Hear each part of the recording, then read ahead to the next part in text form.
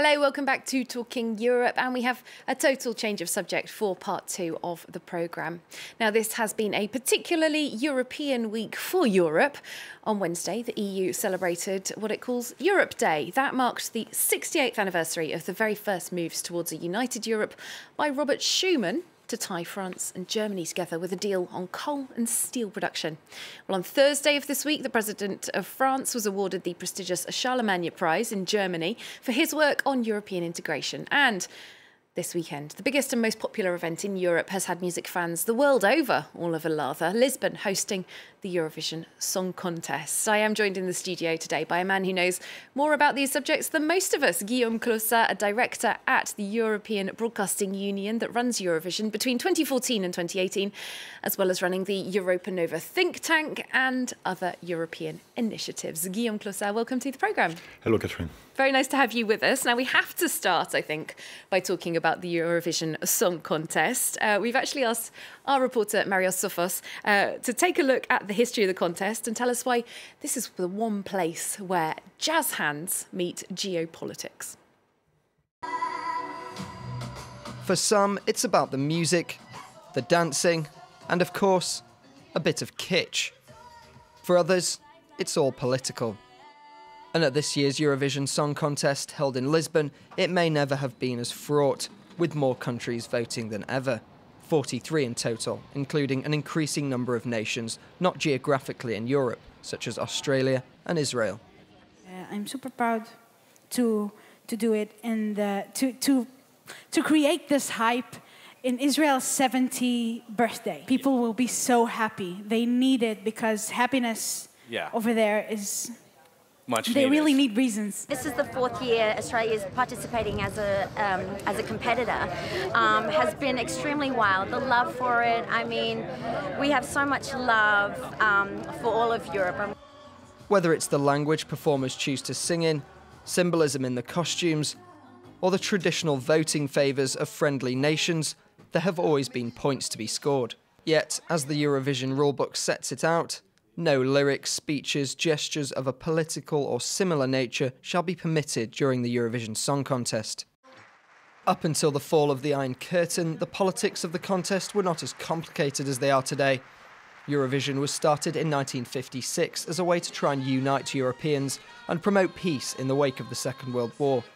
Now, warring countries compete against each other in the contest, often using it as an opportunity to play out geopolitical conflict. Rules abiding, of course. Since 1993, 27 countries have joined Eurovision, most of them former communist states. Yugoslavia was the only communist country to compete during the Cold War until it was dissolved in 1991. The voting of former Yugoslav countries has now arguably become the most predictable. As the Soviet Union was not allowed to compete in Eurovision, an alternative was devised in 1977, the Intervision Song Contest. It lasted until 1980, but Russia brought it back for a one-off event in 2008. Plans for another were proposed, but have now been postponed indefinitely. Russia's appearance at the semi-finals this year in Lisbon follows a row which erupted over Eurovision 2016, when the Ukraine won with a song that alluded to Russia's 2014 annexation of the Crimea. When the Ukraine hosted the contest the following year, Russia chose Yulia Samilova, a young singer who has been in a wheelchair since childhood. Having performed in Crimea a year after it was annexed, though, she was banned from performing in the Ukraine. The finger was pointed at Russia for engineering the difficult situation. The decision was taken on the basis of a violation of Ukrainian legislation. The law is the same for everyone. In Russia, people were enraged. The Ukrainians are idiots. There is nothing else to say here. My opinion is that we should not go to Eurovision at all. I feel sorry for this girl. It will be hard for her. There will be a massive political pressure on her. This is wrong. This is discrimination or bad nationalism. They just want to take revenge for Crimea by any means. The organisers of this year's Eurovision Song Contest are hoping that the viewing figures may be higher than the World Cups, given the large number of competing countries. There are now even talks of an Asian version being launched in the future. There we go. What an institution the Eurovision Song Contest has become. Guillaume Klossa, as someone who's been involved in the European Broadcasting Union for 4 years as a director, we heard in our report there that the contest is officially unpolitical. But the reality is quite different, isn't it? We heard about the Russia-Ukraine row. Eurovision even involved in launching a revolution once. Yeah. Perhaps not on purpose. No, but we are not on purpose, because officially and really the Eurovision is not political. But of course, as you have member states who are participating, they use it as a political leverage in their interest. And this is something classical and not new at all. Because if you remember, for example, in the 70s, there was Greece and Turkey to join the Eurovision Song Contest, and they refused the first year to be at the same time part of the Eurovision Song Contest. And if you think at the really history of the Eurovision Song Contest in the mid-50s, at the same time, NATO wanted to launch its own Eurovision Song Contest. And finally they said... NATO, the military alliance, wanted a song contest. To have... Yeah, because they consider that, as you know, soft power was music and circulation of content. And when the Eurovision Song Contest was created, the Soviet Union launched its own concept. Yeah, but it did not work, because people in Eastern countries were able to have access to the Eurovision Song Contest, and it was so popular in Eastern countries that in '65 they decided exceptionally to allow people from the Soviet the country under the Soviet Union domination to have access to the song contest. So you see, we are at the really heart of the European culture, and always there are two things which are very important. It's peace and diversity. Well, it's interesting that you bring up the alternatives or the rivals to Eurovision. We talked about Intervision, the Russia version, or Turkey's Turco-vision. They're really nowhere near as successful. Why is it that Europe, which does have controversial relations sometimes with its outside neighbours, why should the European Song Contest be the one that dominates? I think the Eurovision Song Contest was always innovating in terms of technology, media, format.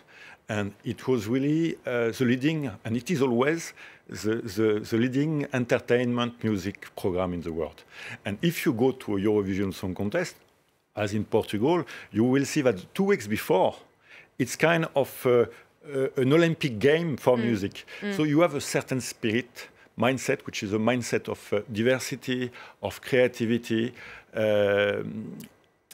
Nothing is for serious.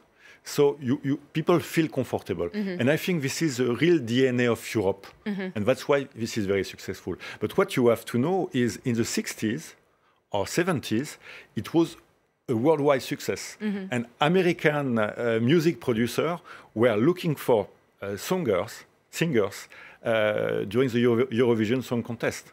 Well, we saw with the global success of ABBA after they won in '74 with Waterloo, for example. Now, in terms of Eurovision as a sort of a soft power, a force for good, perhaps, some people who agree with you are the people who give out the Charlemagne Medal for European media. They awarded that to the Eurovision Song Contest in 2016, talking about Eurovision's role in promoting integration. Now, to a lot of people, Eurovision is sort of a daft event that happens every year. Is it going a little bit far to say that it promotes European integration? I think it really promotes European integration, but it's not EU integration. Right. It's really a European mindset. And if you think about the history, Eurovision was created at the same time of CERN, the European Research Center for Nuclear Activities, UEFA for football, etc. So there was a European dynamic which went much beyond the European Union integration. Well, indeed, a lot of people find it a little incomprehensible, even though they don't mind that Israel, Australia, for example, really geographically not in Europe, that they are taking part. Is that defensible? Israel, I think it was linked to the history, because you remember that there was Shoah, and that Europeans had a big responsibility with regard to the Jews. And the creation of the Israel state was possible thanks to European support. And somehow, population in Israel after war were mostly European people. So there was a very strong link, which is, with regard to Australia, is more symbolic, because you know that as early as the 60s, the Eurovision Song Contest was broadcast in the Commonwealth.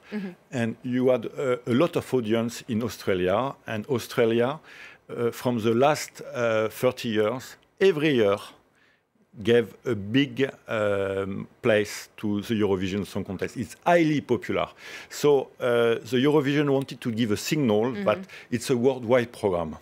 Okay, all right. You love it so much, so okay, you can take part. It is a nice symbol. This week has been filled with European prizes, we have to say. On Thursday, Emmanuel Macron was awarded the Charlemagne Prize for European integration. In his speech there in Germany, he talked about the European dream. Is that really a thing? We know about the American dream, but the European dream, is Emmanuel Macron inventing something there, or? I don't believe he's inventing anything at all. He comes back to the beginning of the European project. And remember, exactly 70 years ago, Churchill made a big speech at The Hague, and behind the speech was the idea of a European dream. Well, why haven't we held on to that idea of a European dream then, in the way that Americans really know inside themselves what the American dream means? My thinking is we have developed, we have insisted a lot on the institutional Europe, which is the EU, and we have forgotten the rest. And the rest is the Eurovision, is the European Broadcasting Union, is the UEFA. There are many things close to the European Union, which are part of the European dream, and that we have forgotten in our narrative. And the real challenge now is to rewrite the narrative, but not only with head of state and government, but with people.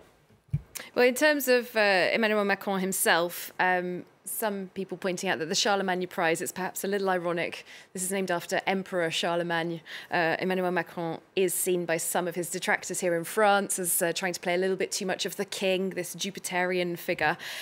Do you agree that he's overstepping the mark in Europe? Sometimes when he's talked about Europe, he does seem to see himself as a leader of Europe as a whole. Well, I think the real issue is we need to have several leaders for Europe and not only one.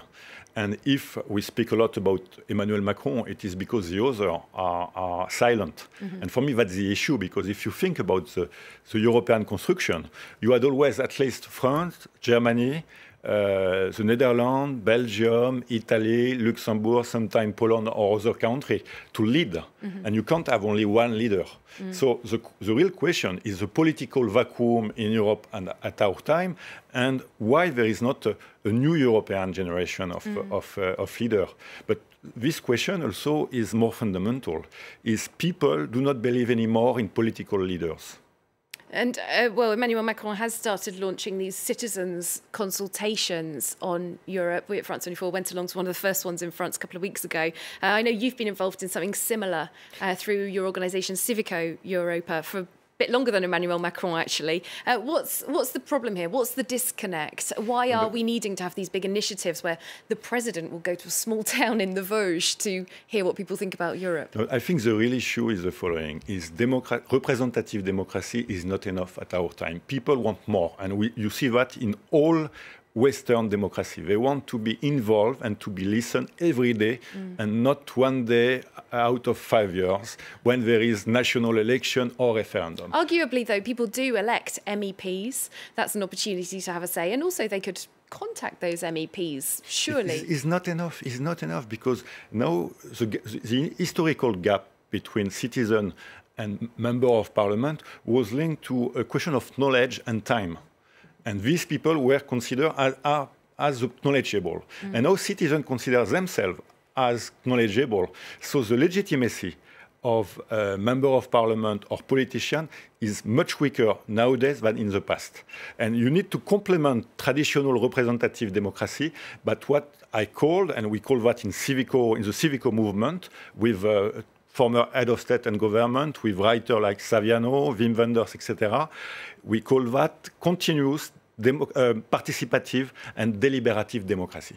And the question for us is just to think that democracy was something always evolving, and we need to prepare the next step.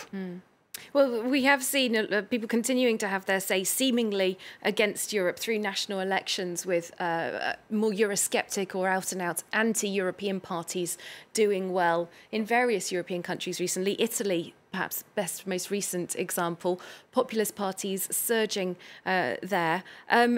Is there a threat to the EU? Is this a challenge or perhaps a sign that Europeans want a change in political direction? I think it's a clear message that people want a different kind of democracy. But if you look at the Italian situation, you see that also there is a problem with the present political classes, which are not respected at all. And this is a real issue. The issue is political power have difficulty to manage problems, challenges, which are more and more transnational. And democracy, as initially thought or considered, is very national oriented, national focused, and not able to manage transnational challenges. So we need to find an articulation between the local, the national, the European and the global level. Right, we are running out of time, unfortunately, so I'd just like to come back to our initial subject, the Eurovision Song Contest. We've been asking our viewers what their favourite moments were from Eurovision history. Quite a few choosing ABBA and Waterloo, others Australia getting into Eurovision. Can you pick out one moment? Yes, I like pretty much a France Gall moment in '65, I believe, because it was both a personal moment for France Gall and it was a huge music success afterwards. And France Gall, she was French, but she was competing for Luxembourg and with Gainsbourg as a music writer. All right, well, thank you so much for coming in to speak to us. Guillaume Klossa, thanks for your time. Thank you, Catherine. And thank you very much for watching. We'll see you soon here on Talking Europe on France 24.